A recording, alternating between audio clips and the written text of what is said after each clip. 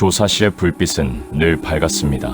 사람이 숨길 게 많을수록 조명은 더 강해지는 법이지요. 탁자 위에 놓인 서류 한 묶음, 그 위에 적힌 이름을 보는 순간 저는 알았습니다. 제 인생이 다시 호출됐다는 걸. 피의자 이재훈, 제 사위의 이름이었습니다. 형사는 제게 서류를 밀어주며 말했습니다. 피의자 가족분이시죠? 그 말은 질문이 아니었습니다. 이미 역할이 정해졌다는 통보였지요. 그 순간 저는 장인이 아니라 사건의 주변인이 됐습니다. CCTV 화면이 돌아갔습니다. 어두운 골목, 번지는 헤드라이트, 그리고 아주 짧은 공배, 프레임이 한 번 튀었습니다. 그걸 보는 순간 제 손끝이 저도 모르게 움직였습니다. 의자 팔걸이를 짚고 아주 작게 숨을 고르는 버릇, 예전 현장에서 늘 하던 동작이었지요. 형사는 그걸 보지 못했습니다. 대신 이렇게 말했습니다. 노후 장비라 이런 누락은 종종 있습니다. 종종. 저는 속으로 그 말을 천천히 되뇌었습니다. 사고 현장에서 종종이라는 단어는 가장 위험한 변명이라는 걸 저는 너무 오래 배워왔습니다. 저는 이도현입니다. 은퇴한 교통사고 분석관입니다. 한때는 사람이 아니라 도로가 말하는 소리를 듣던 사람이었습니다. 브레이크 자국의 각도, 타이어가 미끄러진 길이, 사람이 놀라서 밟았는지 결심하고 밟았는지 구분하던 일이 제 일이었지요. 하지만 지금 제 명함에는 아무것도 적혀 있지 않습니다. 은퇴란 그런 거니까요. 사회는 역할을 접은 사람을 조용히 옆으로 밀어둡니다. 사위분 차종과 유사합니다. 형사가 말을 이었습니다. 동선도 얼추 맞고요. 얼추. 또 하나의 위험한 단어였습니다. 저는 화면에서 눈을 떼지 못한 채 물었습니다. 이 프레임 왜 비어 있습니까? 형사는 고개를 들지 않았습니다. 말씀드렸지 않습니까? 장비 문제입니다. 그때 저는 확신했습니다. 이 사건은 너무 빨리 정리되고 있다는 거요. 집으로 돌아오는 길, 딸 서윤에게서 전화가 왔습니다. 아빠 재훈이, 정말 그런 거야? 딸의 목소리는 울음 직전이었습니다. 울지 않으려는 사람이 내는 소리였지요. 아니다. 저는 단문으로 말했습니다. 아직은. 집에 들어서자 사위 재훈은 식탁 의자에 반쯤 걸터 앉아 있었습니다. 고개를 들지 못한 채 손만 계속 비볐지요. 아버님, 그가 어렵게 말을 꺼냈습니다. 저, 진짜 아닙니다. 저는 그의 얼굴을 오래 봤습니다. 사람이 거짓말을 할 때 보이는 눈동자 움직임이 있습니다. 그날 재훈의 눈에는 두려움만 있었지 계산은 없었습니다. 어젯밤 어디 있었어? 가족에게는 반말이 더 정확할 때가 있습니다. 그는 편의점 영수증을 내밀었습니다. 시간은 10시 3분, 사고 시각은 10시 14분. 딸은 말했습니다. 아빠, 재훈이 그럴 사람 아니야. 저는 고개를 끄덕였습니다. 알아. 하지만 믿음은 변호가 아닙니다. 사건은 증거로만 움직입니다. 그날 밤, 저는 서랍을 열었습니다. 가장 아래 칸, 오래된 사고 노트 한 권, 표지 안쪽에는 퇴색된 경찰청 사고조사과 직인이 찍혀 있었습니다. 연필을 쥐는 순간 손이 이상하게 편안해졌습니다. 몸이 기억하고 있었지요. 제가 누구였는지를. 첫 장에 이렇게 적었습니다. 10시 14분. 빈 프레임. 너무 매끈한 설명. 그리고 한 줄을 더 적었습니다. 사고가 매끈하면 누군가 닦았다는 뜻이다. 그날 저는 결심했습니다. 은퇴는 직업에서 하는 거지 사람 인생에서 하는 게 아니라는 걸 다시 한번 증명해 보이기로요. 내일 저는 현장으로 갈 겁니다. 공식은 없어도 괜찮습니다. 직함도 필요 없습니다. 조용한 흔적은 아직 남아있을 테니까요. 아침 공기가 무거웠습니다. 밤새 무슨 일이 있었던 것처럼 집 안에 말이 남아있지 않았지요. 식탁 위엔 식지 않은 커피 2잔이 놓여 있었습니다. 딸과 사위는 이미 나간 뒤였어요. 서유는 학교로, 재훈은 경찰서로. 사람이 자리를 비우면 그 자리에 남는 건 말하지 못한 생각들입니다. 저는 그 생각들이 바닥에 가라앉아 있는 걸 느꼈습니다. 휴대전화가 울렸습니다. 서윤이었습니다. 아빠, 오늘 학교에서 잠깐 불려갔어. 딸은 애써 담담한 목소리를 냈습니다. 직접적인 말은 없었는데 다들 알고 있는 분위기야. 저는 잠시 창밖을 봤습니다. 아파트 놀이터에 아이들이 모여 있었고 그 어른들 중 몇은 휴대전화를 보고 있었습니다. 소문은 늘 그 손끝에서 자랍니다. 서윤아, 저는 천천히 말했습니다. 너 오늘 수업은 해? 응. 딸이 짧게 대답했습니다. 그 응에는 많은 말이 들어 있었지요. 버텨보겠다는 말, 그리고 조금은 지쳤다는 말. 전화를 끊고 저는 사위의 차로 내려갔습니다. 주차장은 밤새 얼었다. 녹은 흔적이 남아 있었고 타이어 아래엔 얇은 모래가 고여 있었습니다. 저는 쪼그려 앉아 바퀴를 가까이서 봤습니다. 타이어, 홈, 옆면의 긁힘, 제동 흔적의 방향. 사위 차에는 도망친 사람의 흔적이 없었습니다. 급하게 도망치면 차는 몸보다 먼저 반응합니다. 바퀴가 울고 브레이크가 비명을 지르지요. 하지만 이 차는 조용했습니다. 너무 조용했습니다. 경찰서로 다시 갔습니다. 이번엔 부탁이 아니라 확인을 하러요. 최성우 형사는 서류 더미에 묻혀 있었습니다. 제가 들어가자 고개만 살짝 들었지요. 또 오셨네요.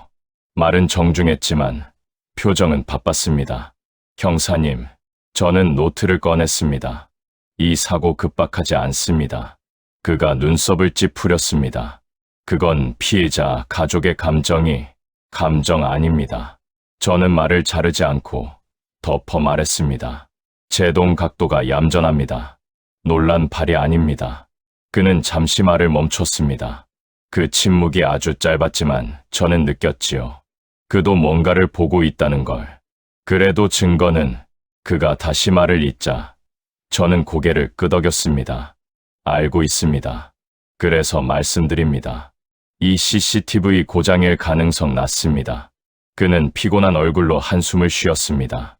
선생님, 지금은 그런 방식으로 수사하지 않습니다. 그 말이 나왔을 때 저는 제 자리가 어디인지 분명히 알게 됐습니다. 여기서 저는 더 이상 전문가가 아니라 사건을 늦추는 사람이었습니다. 집으로 돌아오니 재훈이 먼저 와 있었습니다. 소파에 앉아 있었지만 몸은 계속 앞으로 쏠려 있었지요. 전화가 울릴 때마다 어깨가 움찔거렸습니다. 회사에서 뭐래? 제가 물었습니다. 그는 한참 있다가 대답했습니다. 대기 발령이요. 웃으려다 실패한 얼굴이었습니다. 당분간 나오지 말래요. 서유는 그 말을 듣고도 아무 말 하지 않았습니다. 부엌으로 들어가 컵을 꺼냈다가 다시 내려놓고 돌아왔지요.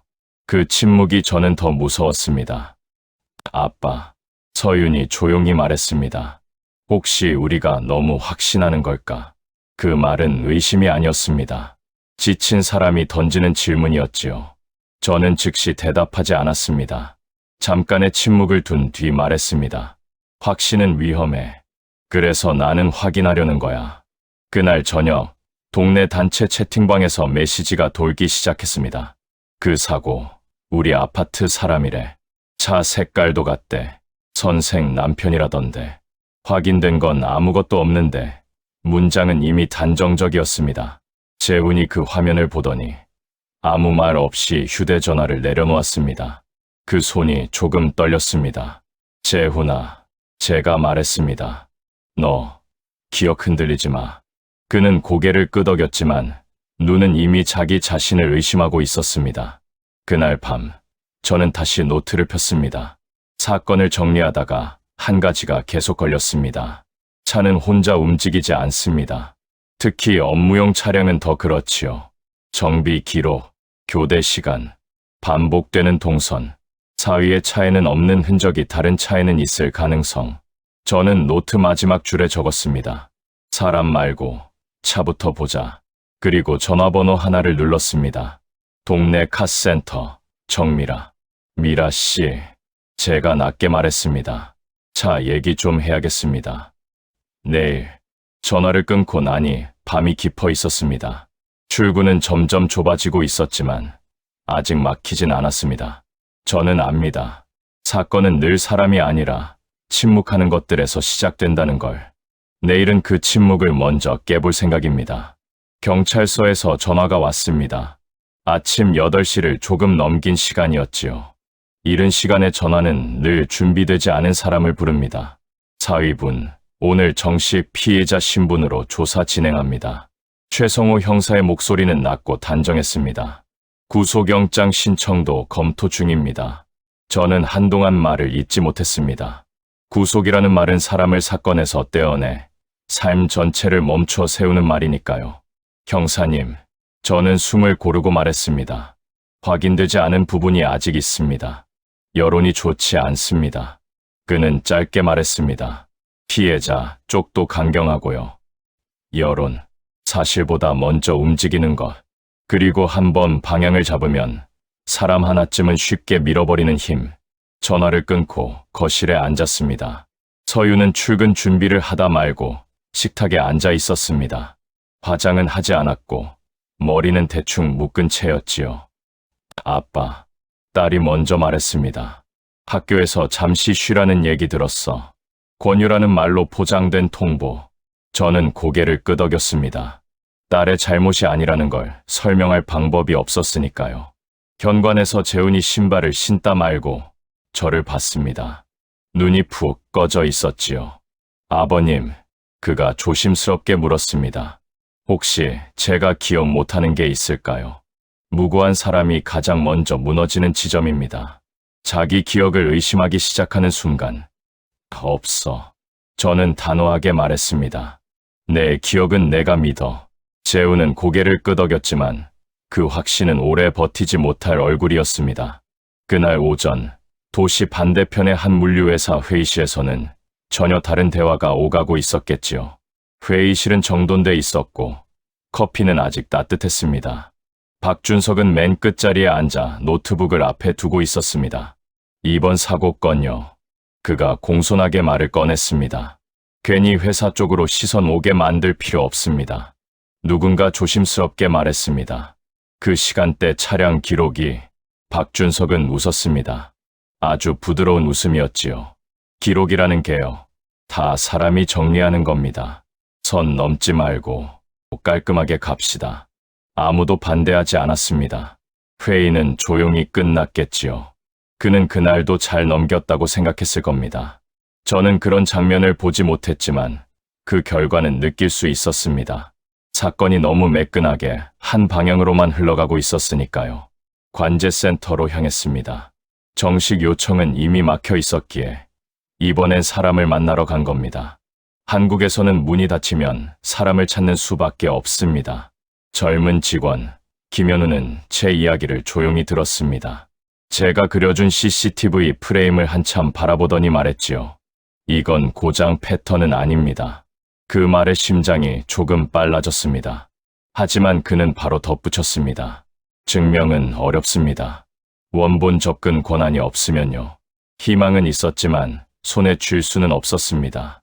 집으로 돌아오는 길, 관리사무소 공지가 눈에 들어왔습니다. 주민 안전 관련 민원 증가. 그 아래 누군가 연필로 적어둔 글씨. 그 집 차 때문인가?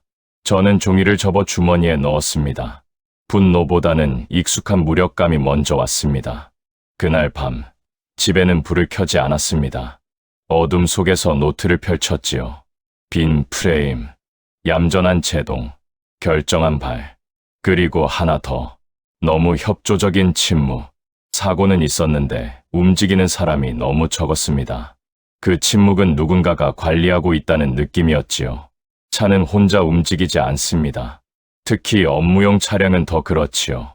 사람이 바뀌어도 패턴은 남습니다. 정비 기록, 교대 시간, 반복되는 동선. 저는 자리에서 일어났습니다.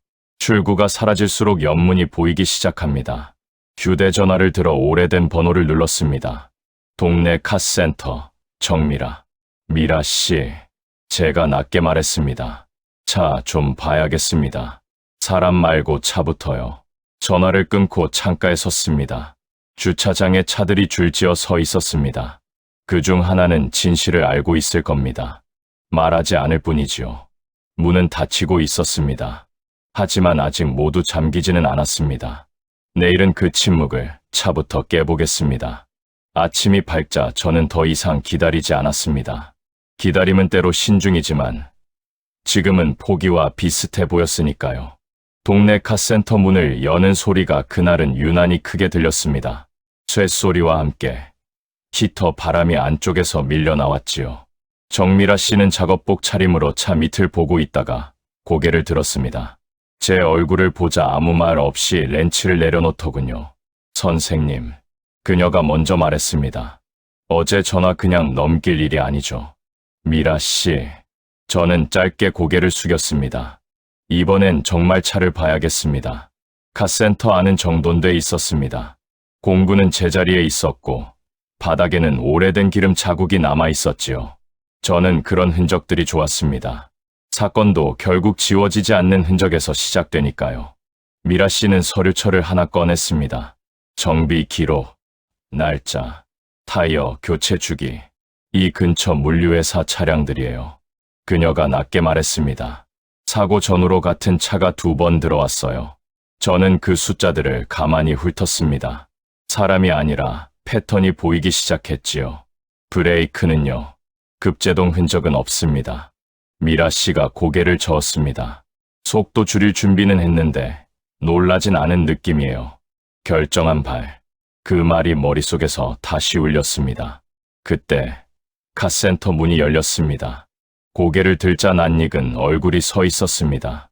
관제센터에서 봤던 그 젊은 직원, 김현우였습니다. 그는 잠깐 망설이다가 조심스럽게 말했습니다. 선생님, 여기 계실 줄 알았습니다. 미라 씨는 상황을 알아차렸는지 아무 말 없이 안쪽으로 들어갔습니다. 사람을 배려하는 방식은 말보다 행동에 있지요. 어제 이후로 계속 마음이 불편했습니다. 현우가 말을 이었습니다. 증명할 수 없다고 말씀드린 게요. 저는 그를 재촉하지 않았습니다. 지금 필요한 건 속도가 아니라 결심이었으니까요. 송출 로그가 있습니다. 그가 숨을 고르고 말했습니다.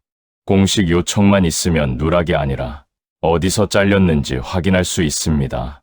저는 그 말을 듣는 순간 비로소 숨을 깊게 들이마셨습니다. 그럼 이건 사고가 아니라 제가 조심스럽게 말했습니다. 행위가 되겠군요. 현우는 고개를 끄덕였습니다. 책임이 생깁니다. 책임. 그 단어는 무겁지만 세상을 다시 움직이게 합니다. 그날 오후 저는 다시 경찰서로 향했습니다. 이번엔 손에 아무것도 들지 않은 채가 아니라 정리된 이야기를 들고요. 최성우 형사는 여전히 바빴습니다. 제가 서류를 내밀자 습관처럼 한숨부터 쉬었지요. 선생님, 또 이번엔 다릅니다.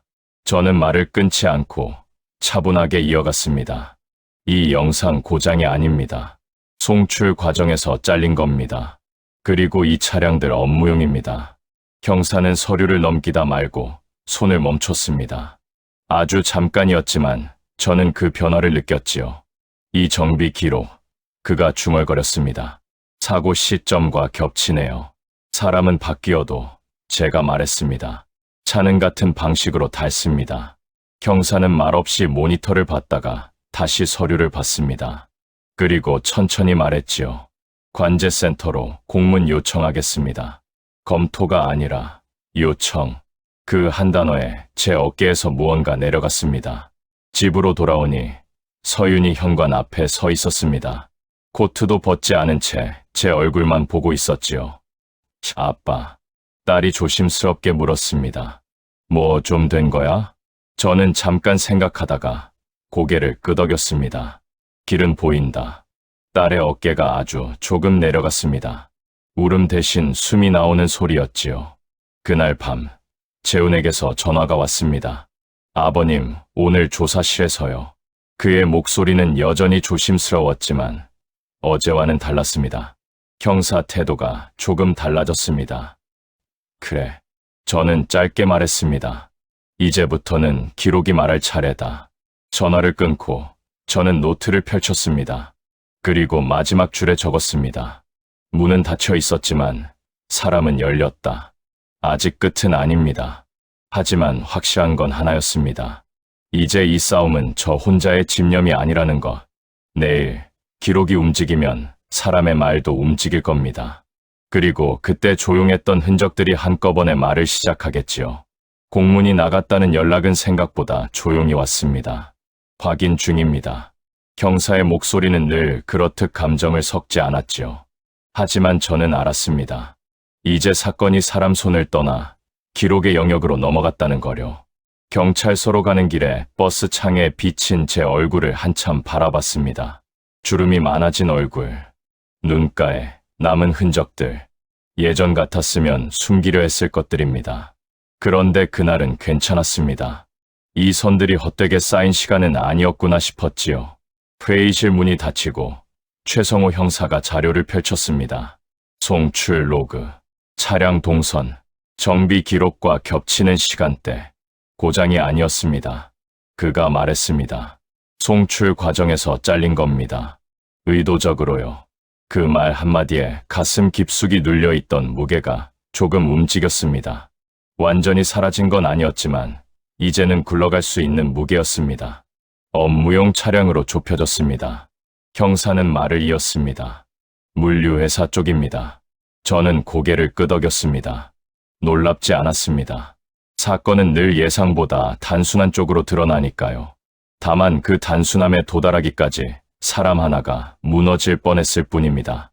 그날 오후 사위 재훈에게서 전화가 왔습니다. 아버님, 오늘 조사 중단됐습니다.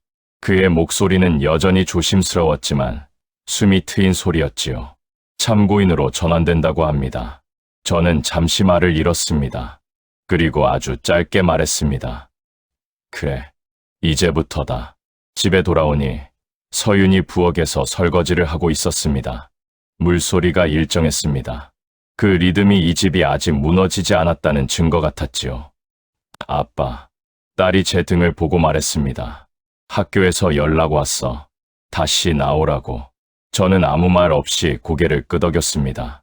그 순간엔 말보다 고개가 더 정확했으니까요. 며칠 뒤 박준석이라는 이름이 공식 기록에 올랐습니다. 사고 후 회사 시스템을 이용해 영상 일부를 손댄 사실, 차량 정비 기록을 조정한 정황, 모두 드러났지요. 신문 한 귀퉁이에 짧은 기사가 실렸습니다. 물류 중간 관리자, 업무상 과실 및 기록 조작 혐의로 해임. 사진도 없고 이름도 크게 나오지 않았습니다. 하지만 저는 그게 충분하다고 느꼈습니다. 정의는 늘 소리보다 결과로 남으니까요. 그날 경찰서를 나서다 복도 끝에서 잠시 멈췄습니다. 서류 봉투를 들고 고개를 숙인 채 걸어 나오는 박준석의 뒷모습이 보였기 때문입니다. 주변엔 아무도 없었습니다. 늘 사람들 속에 섞여 있던 사람이 그날은 혼자였습니다. 저는 그를 오래 보지 않았습니다. 이미 제 시선이 머물 자리는 아니었으니까요. 그날 저녁 재훈의 휴대전화로 문자가 하나 왔습니다. 피해자 가족이 보낸 것이었습니다.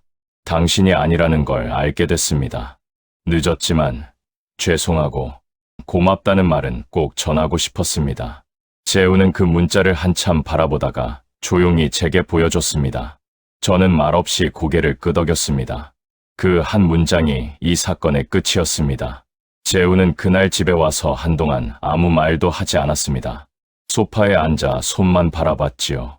그 손은 아직 조금 떨리고 있었습니다. 재훈아, 제가 먼저 말했습니다. 끝났다. 그는 고개를 들었습니다. 눈이 빨갰지요. 아버님, 저 중간에요.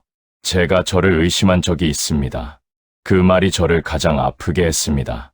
사건이 아니라 그 시간들이. 그럴 수 있어. 저는 단문으로 말했습니다. 사람은 혼자 두면 자기부터 의심하게 돼. 서윤이 그 옆에 앉아 재훈의 손을 잡았습니다. 말은 없었지만 그 손 하나로 충분했습니다. 그날 저녁 우리는 오랜만에 같이 밥을 먹었습니다. 특별한 반찬은 없었습니다. 국 하나, 김치 하나. 그 평범함이 그날은 유난히 따뜻했습니다. 아빠, 서윤이 밥을 먹다 말고 말했습니다. 나 아빠가 이렇게 끝까지 나설 줄은 몰랐어. 저는 잠깐 생각하다가 대답했습니다. 나도 몰랐다. 그리고 한 문장을 더했습니다. 근데 안 나서면 안 될 것 같더라. 딸은 웃었습니다. 그 웃음에 며칠 동안 빠져있던 집안의 공기가 조금씩 돌아왔습니다. 밤이 되자 저는 다시 노트를 꺼냈습니다. 이번엔 새로 쓰지 않았습니다. 그저 처음부터 끝까지 천천히 읽었지요. 그리고 마지막 빈 페이지에 이렇게 적었습니다. 은퇴는 직업에서 하는 겁니다. 사람 인생에서 하는 게 아닙니다. 연필을 내려놓고 노트를 덮었습니다. 이제 이 노트는 다시 서랍으로 돌아가도 괜찮을 것 같았습니다. 창밖을 보니 주차장에 불이 하나둘 꺼지고 있었습니다. 차들은 말없이 서 있었고 그중 몇 대는 아무도 모르는 이야기를 품고 있겠지요. 조용한 흔적은 늘 그렇게 남습니다. 소리 없이, 하지만 사라지지는 않습니다. 저는 이제 다시 조용한 일상으로 돌아갈 겁니다. 아침에 신문을 읽고 동네를 걷고 가끔은 아무도 부르지 않아도 스스로를 잊지 않으면서요. 삶은 아직 끝나지 않았습니다. 그걸 증명하는 일은 가끔 이렇게 가족 하나를 지켜내는 것으로도 충분하다는 걸 저는 이번에 알게 됐습니다.